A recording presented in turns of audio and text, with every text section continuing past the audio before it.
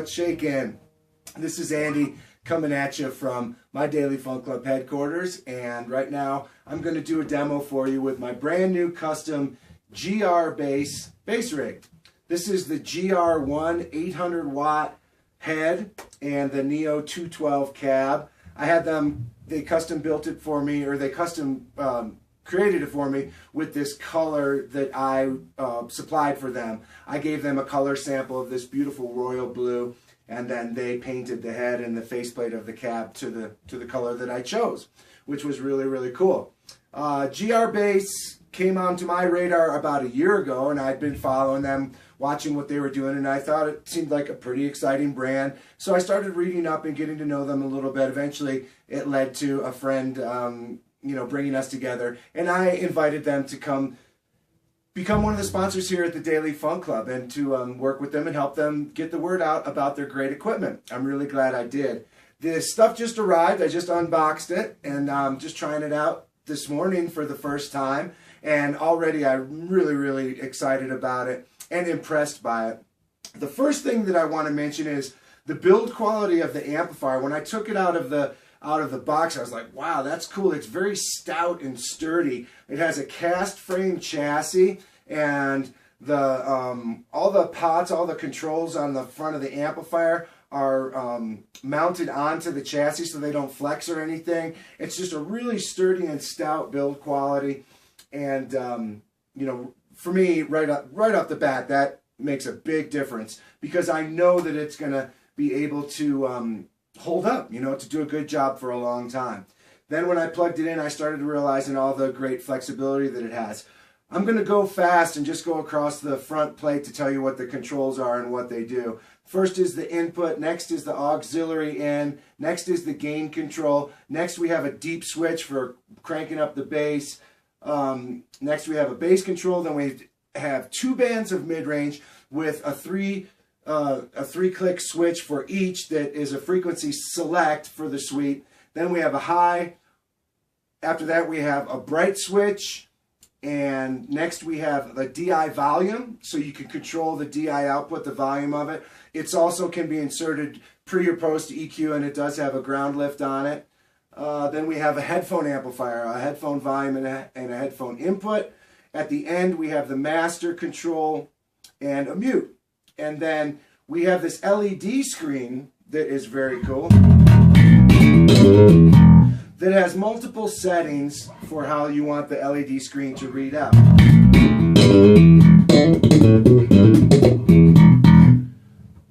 think there's 5 of them.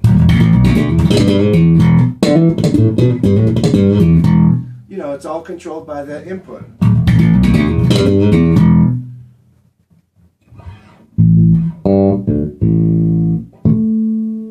That's the setting for no LEDs, which is going to make, some people don't want to see any LEDs. And then there's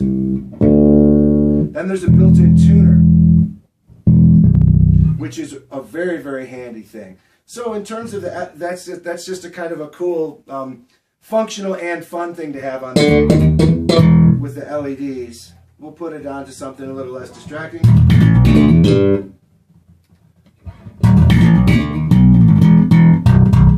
I like LEDs. I think they're cool and fun.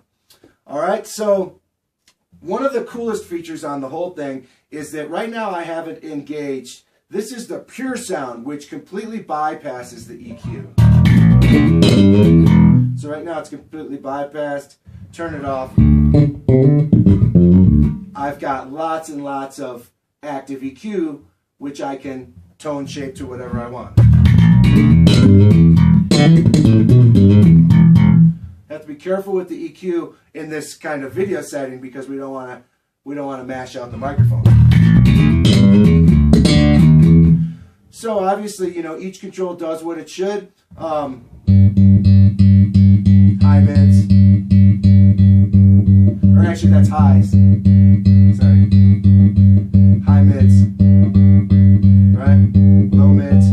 I think the most useful thing on any EQ is the low mid control, because that's the frequency range that's going to really affect the way that the way we hear ourselves on stage and the way that our sound projects around the performance areas, that low mid control. Got to be careful with a bunch of boom and sizzle, cranking the highs and cranking the lows, because it might sound real, you know, punchy and sexy and great when you're standing right on top of it, but that does not project very well. The high end becomes really oppressive about 20, 30 feet off the stage. It's like this really oppressive high end stuff happening, and the low end can start to get really, really muffling. But hey, there's nothing wrong with a little bit of EQ. I'm going to do this thing here where I've got a little bit of low mid boosted, a little bit of low bass, high mids flat, treble a little bit boosted. Yeah, and it's going to be that.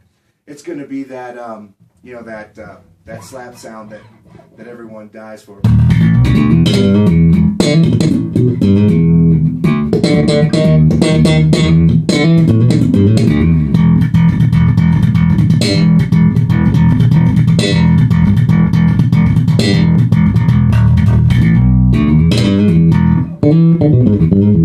So going back to the pure sound, EQ bypass.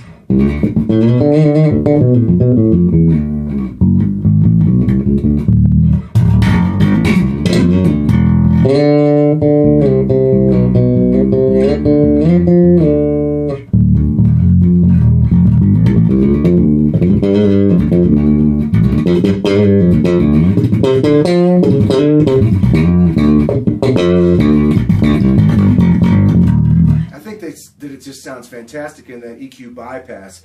I love the kind of natural, transparent kind of sound. I like the sound of the bass in my hands, and so I typically, on most amplifiers, I keep them at noon. And this one's great because you can completely bypass it, and just getting getting the sound of my hands and the sound of the bass. And in this kind of context, I think that the growly parts of it, I think that the dynamic parts of it sound better. You know, when we start to ramp EQ and stuff like that, it starts to affect the way that, you know, when you start to dig in too hard, it's gonna, it can make it sound worse. Whereas if you just have it, the EQ completely at noon, or in this case bypass, I think that there's more harmonic content.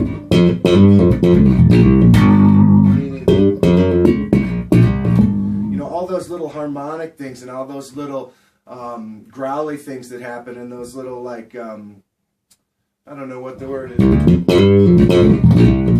The things that happen when your fingers are barely touching the string.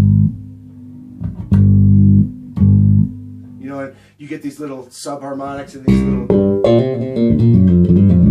That becomes a color. That becomes part of my sound. And I hear it, and I notice it when it's there and when it's not there, especially.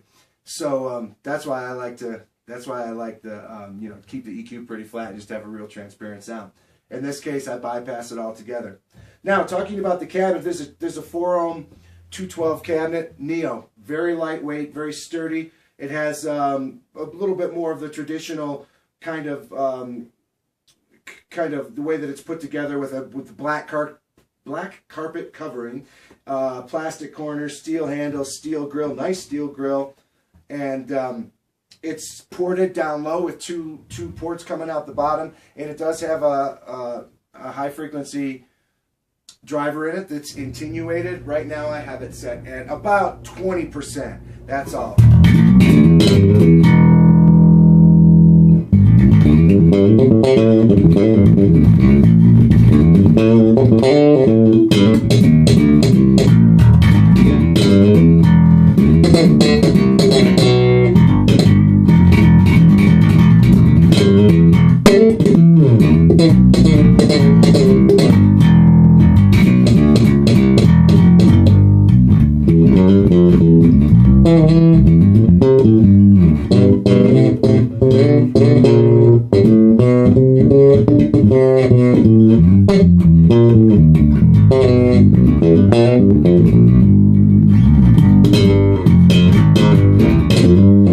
So it has a real fantastic sound, and the Neo drivers, I love the Neo drivers in this cab. They sound great.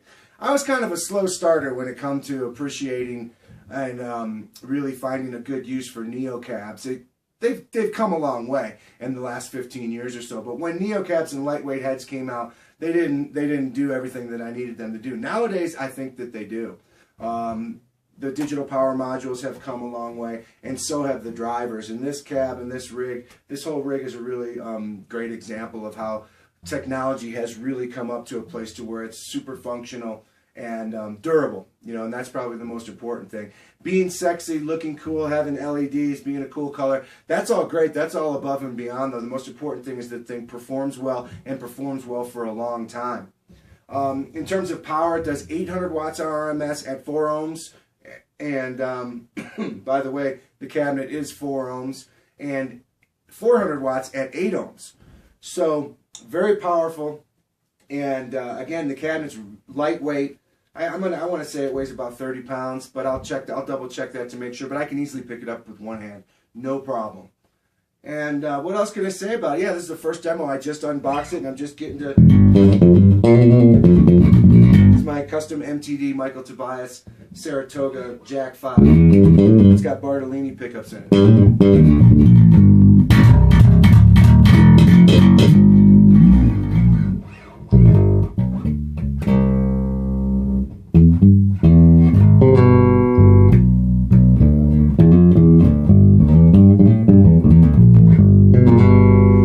This instrument, the frets are so nice on it that I can keep low action and it doesn't have much buzz to it. You know, I don't like a lot of fret buzz influence on my basses, so I tend to have a lot of relief and higher action. But this one, because it's such a fantastic instrument, so well made, I can keep it with low action and it doesn't have that fret buzzy kind of sound.